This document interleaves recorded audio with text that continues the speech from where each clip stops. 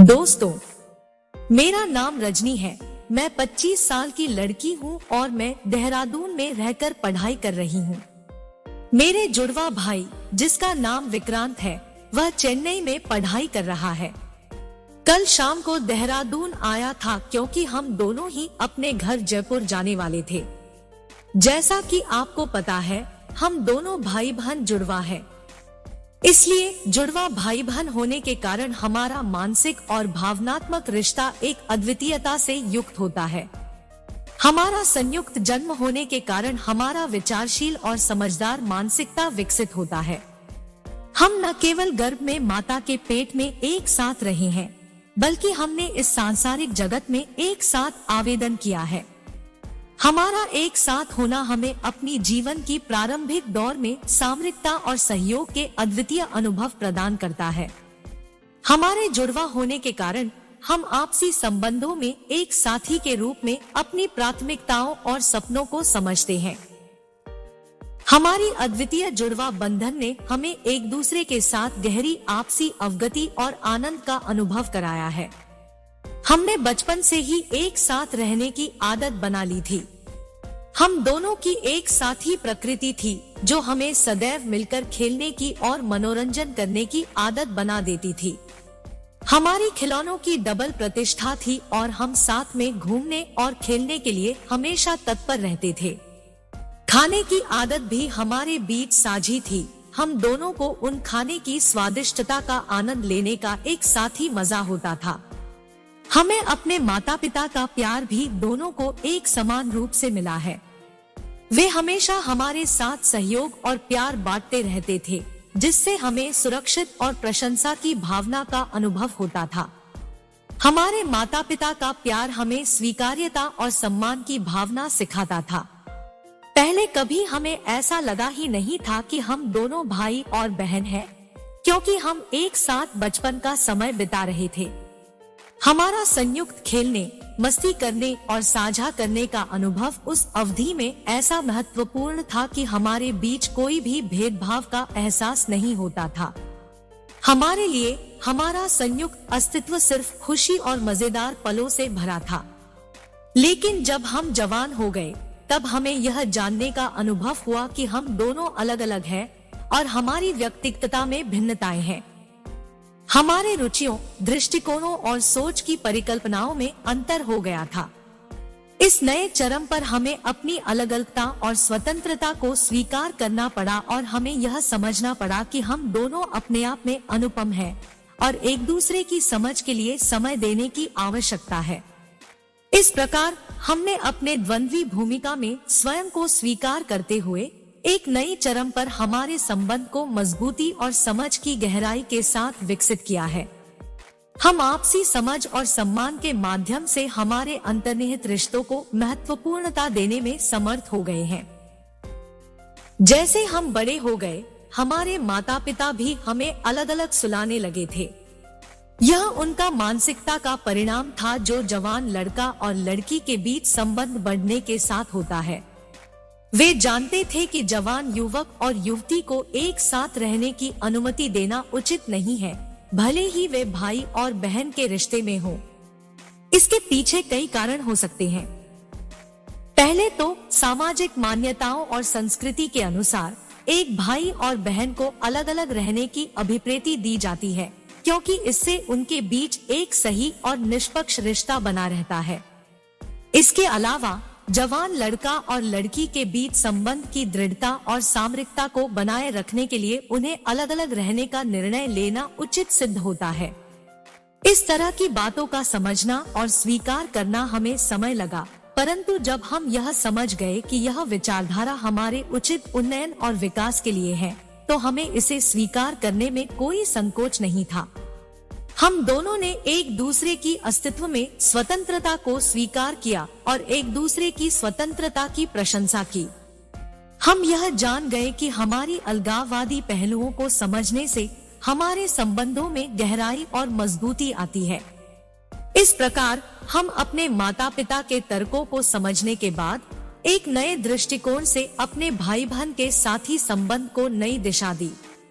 हम उनके अलगाववादी निर्णय का सम्मान करते हुए सभ्य और प्रेमपूर्ण तरीके से आपसी संबंधों को निभाने में सक्षम हो गए हैं।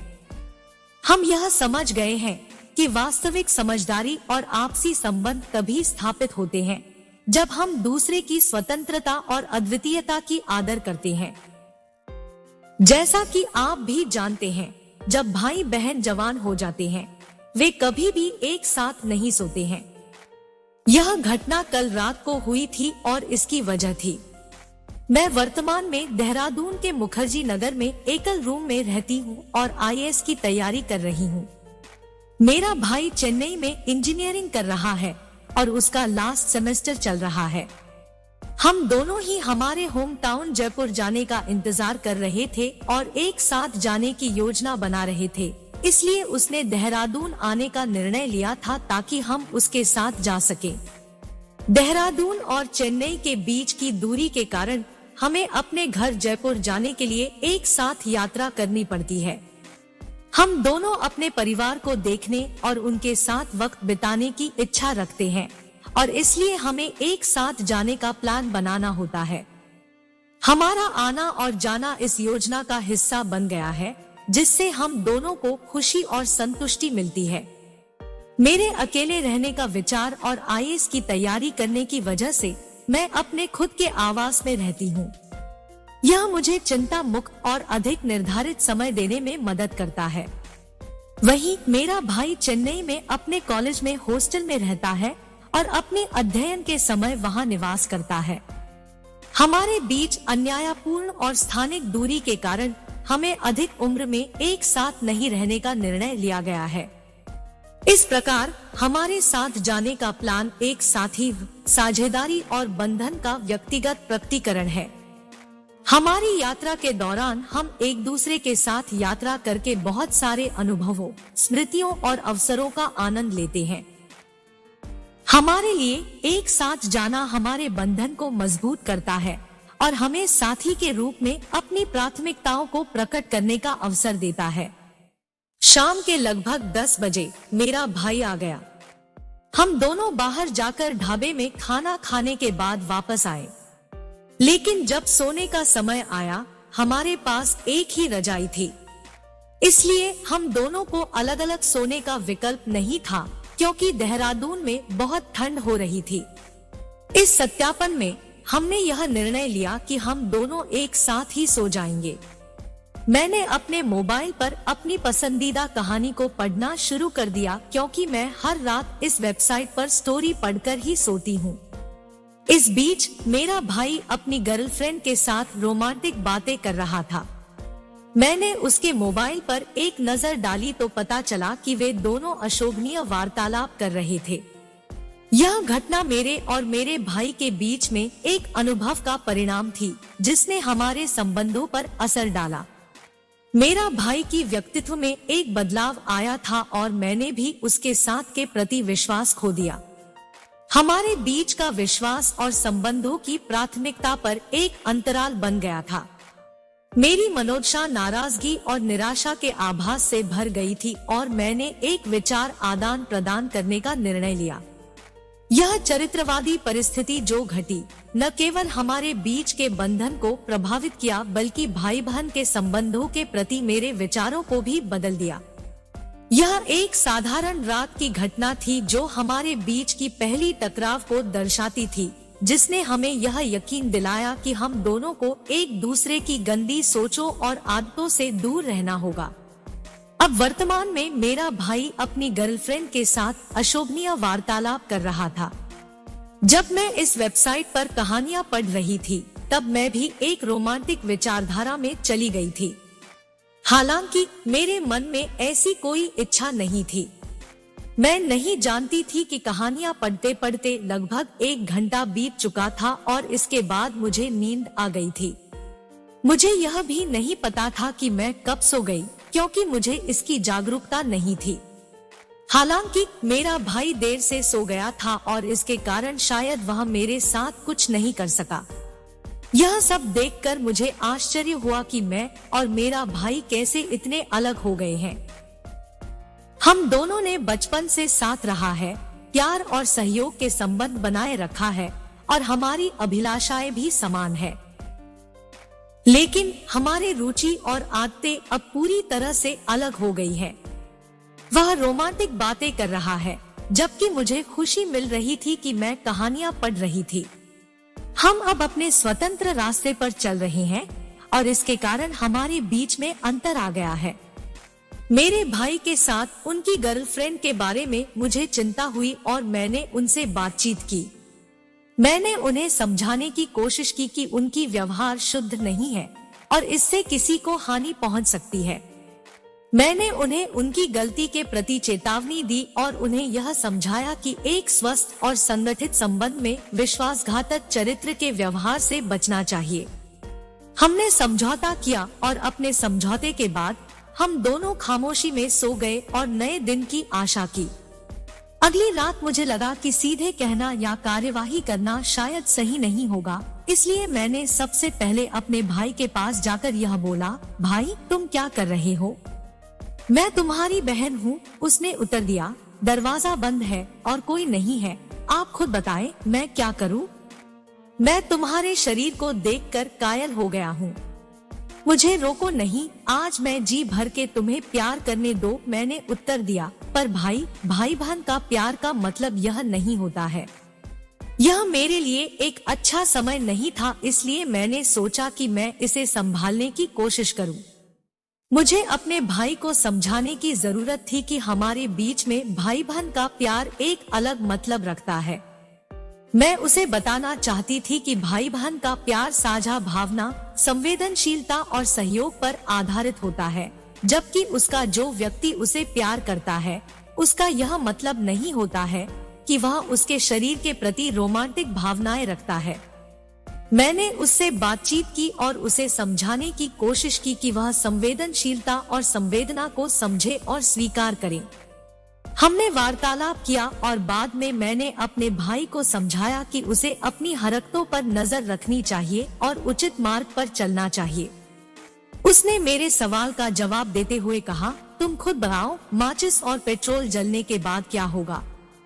वैसे ही चाहे वह भाई बहन हो या कोई और हो, जब एक जवान लड़का या लड़की एक कंबल के नीचे सो जाए तो क्या होगा? उसके बोलने पर मैं उसकी ओर बढ़ गई और उसकी आंखों में अपनी आंखें डालकर उसे देखने लगी।